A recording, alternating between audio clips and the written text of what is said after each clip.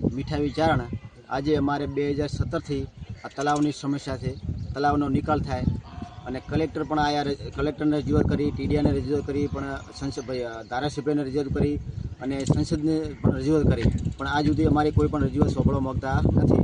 પણ આજે અમારે શાળાની અંદર બાળકોને પણ ભણવામાં ખૂબ તકલીફ પડે છે અને જ્યારે ચોમાસું હોય ત્યારે પણ રસ્તો બ્લોક થઈ જાય છે અને તાત્કાલિક ધોરણે અમારા તલાવનો નિકાલ થાય તો હર સમસ્યા અમારે દૂર થાય.